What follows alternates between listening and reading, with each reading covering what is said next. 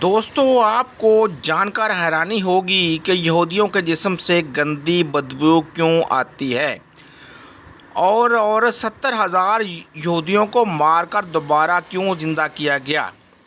بسم اللہ الرحمن الرحیم۔ السلام علیکم دوستو، یہودیوں کے بارے میں بات کریں گے، لیکن اس سے پہلے آپ اگر چینل پہ نئے ہیں تو چینل کو پلیز سبسکرائب کیجئے، لائک کیجئے۔ تو آئے چلتے ہیں ویڈیو کی طرف۔ اس دنیا میں یہودیوں کی ایک ایسی نسل بھی موجود ہے جن کے جلد کا رنگ مردہ انسانوں کی طرح پیلا ہوتا ہے۔ ان کے جسموں سے کسی مردہ گلی سڑی لاش کی جیسی بدبو ہر وقت خارج ہوتی رہتی ہے۔ ان کا نیا لباس بھی تھوڑے ہی عرصے بعد کسی مردے کے کفن کی طرح گرد آلود اور تار تار ہونے لگتا ہے۔ یہ لوگ اپنی اس کمزوری یا نشانی کو چھپانے کے لیے بھلے کتنے ہی پرفیوم اور خوبصورت لباس و میک اپ استعمال کر لیں، ان کی تیسری نشانیوں میں سے ایک نشانی کی وجہ سے پہچانے جاتے ہیں۔ یہ دونوں لوگوں میں گھل مل کر اپنی شناخت چھپا لیتے ہیں، لیکن اپنی اس مستقل شناخت سے عمر بھر یہ جان نہیں چھڑا سکتے۔ یہ ایک عذاب یافتہ قوم ہے جو 1000 سال پہلے دنیا میں آئی تھی، لیکن اپنی بدعمالی اور پیغمبر کی سری نافرمانی کی وجہ سے اللہ تعالیٰ کے احکامات کی خلاف ورزی کرنے کی وجہ سے ایک انوکھے اور بدترین عذاب کا شکار ہو گئی تھی۔ یہ واقعہ کچھ یوں ہوا کہ حضرت موسیٰ علیہ السلام کے بعد کی بات ہے، جب ایک پیغمبر یہودی قوم کے ایک بڑے شہر کی طرف بھیجے گئے تھے۔ جیسا کہ تاریخ میں یہودیوں کا شروع سے ہی وتیرہ رہا ہے کہ یہ اللہ تعالیٰ کی سخت نافرمان رہے ہیں، صرف اس قوم کے مختلف شہروں اور قبیلوں کی اصلاح کے لیے ایک ایک وقت میں سینکڑوں کی تعداد میں پیغمبر اور نبی بھیجے جاتے رہے ہیں۔ کہا جاتا ہے کہ ان پیغمبروں کی کل تعداد میں سے 90% پیغمبر یعنی 1 لاکھ سے زائد صرف یہودیوں کی طرف بھیجے گئے تھے۔ اسی طرح اس قوم کی طرف جس شہر میں ایک پیغمبر کو بھیجا گیا وہ ایک بڑا شہر تھا، اس میں لاکھوں کی تعداد میں انسان رہتے تھے۔ ایک بار ایسا ہوا کہ پیغمبر نے اللہ تعالیٰ کے حکم سے قوم کے لوگوں کو اکٹھا کیا اور نافرمانوں کے ایک لشکر سے جہاد کرنے کے لیے تیار ہونے کا حکم دیا، لیکن جیسا کہ یہودی روپے پیسے کے لالچی اور دنیا دار قوم ہے، جنگ و جدل سے دور رہنے والی لیکن سازشوں کے ذریعے دوسرے انسانوں کو آپس میں لڑوانے والی قوم ہے، لہذا انہوں نے پیغمبر کو انکار میں جواب بھی نہیں دیا، لیکن بہانے بازیوں سے پس و پیش کرنے لگے۔ پیغمبر ان کو روزانہ گھروں میں جا جا کر جہاد کی تیاریوں کا حکم دیتے، لیکن وہ دنیاوی زندگی میں اتنا کھو چکے تھے کہ موت کے تصور سے ہی گھبرا جاتے تھے۔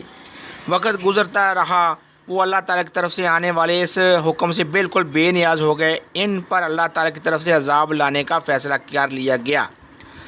ایک روز ان میں طاعون کی وبا پھوٹ پڑی اور روزانہ درجنوں افراد موت کے منہ میں جانے لگے۔ قوم کے چالاک اور ہوشیار لوگوں نے جب یہ صورتحال دیکھی تو ان کو یقین ہو گیا کہ ان کی نافرمانی کی وجہ سے ان پر اللہ تعالیٰ کا عذاب نازل ہو چکا ہے، لہذا وہ لوگ ان شہر سے نکل گئے اور دور دراز کسی جنگل میں رہنے کے لیے چل کھڑے ہوئے۔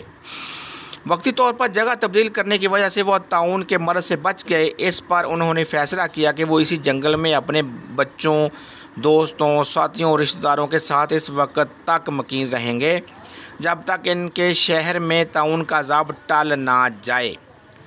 ابھی اس کو وہاں رہتے چند ہی دن گزرے تھے کہ ایک دن اللہ تعالیٰ نے ایک فرشتے کو بھیجا اور یوں ان کی چالاکی اور عقل ان کے کام نہ آئی، ان پر عذاب پہنچ چکا تھا۔ فرشتہ ایک بلند پہاڑ پر کھڑا ہوا، اس نے اس سے ایسی خوفناک چنگار کی آواز نکالی کہ جس نے وہ آواز سنی دہشت اور خوف سے ہوش و حواس کھو بیٹھا۔ اس کے بعد فرشتے نے اس گونجدار آواز میں پکارا، موتو یعنی مر جاؤ۔ اس کے بعد یہ الفاظ ہوتے ہی جہاں جہاں وہ یہودی موجود تھے وہیں مر گئے، اور اسی وقت ان کی روحیں ان کے جسموں سے پرواز کر گئیں۔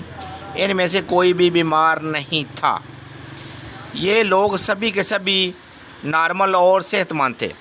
ان کی تعداد تقریباً 70,000 کے لگ بھگ تھی۔ جنگل کے اندر جہاں یہ رہائش پذیر تھے وہاں پر لاشیں ہی لاشیں پڑی تھیں، جن میں بچے، بوڑھے، عورتیں سبھی شامل تھے۔ बेजान होकर औंधे मुंह ज़मीन पर कीड़े मकोड़ों की तरह बिखरते पड़े थे। पूरे जंगल में कोई एक इंसान तक नहीं बचा था। हैरत की बात यह थी कि इनके करीब कोई दरिंदा और जानवर भी नहीं आ रहा था, जिसकी वजह से चंद रोज़ बाद इनकी लाशें गलने सड़ने लगी थी। इतने लोगों की लाशों की बदबू की वजह से जंगल में और जंगल के इर्द गिर्द आबादियों में नाकाबिले बर्दाश्त बदबू फैल गई, जिस पर इलाके के लोगों ने फैसला किया कि इनको एक जगह इकट्ठा करके इनकी चारों तरफ एक दीवार बना दी जाए। कुछ वक्त गुजरा। एक रोज़ इस कौम के पैगंबर इसी जंगल में से गुजरे तो उन्होंने अपनी ही कौम के हज़ारों अफराद का ये इबरतनाक अंजाम देखा तो इनका दिल भर आया। तब वो सजदे में गिर कर रोने लगे और गिड़गिड़ाने लगे। वो दुआ मांगने लगे कि अल्लाह, ये नादान थे, नासमझ थे, लेकिन ये मेरी कौम के लोग थे, इनसे मुझे प्यार था, इनके बगैर अब मैं बिल्कुल अकेला रह गया हूँ। अगर ये ज़िंदा होते तो मैं इनको तबलीग करके नाफरमानी से बचाने की कोशिश करता। ए अल्लाह, तू मेरी फ़रियाद कबूल कर ले और इनको दोबारा ज़िंदा कर दे। आपके पास फ़रिश्ता वही लेकर आया।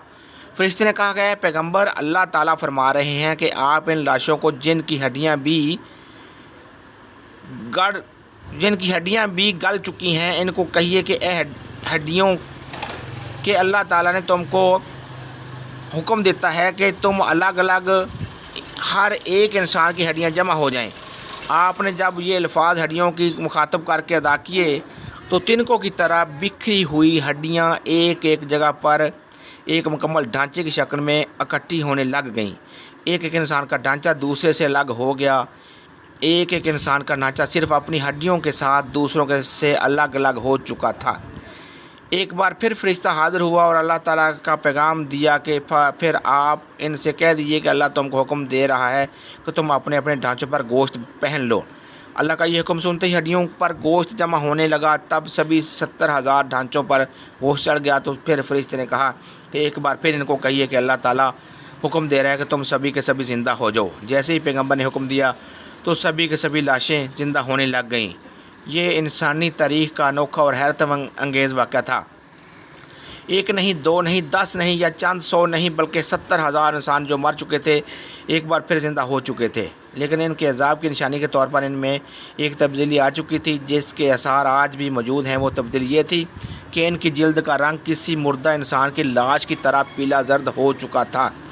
इस तरह 10-15 दिन बाद किसी लाश के जिस्म का सारा खून खुश्क हो चुका होता है और खून के बगैर जिल्द बिल्कुल पीली पड़ चुकी होती है।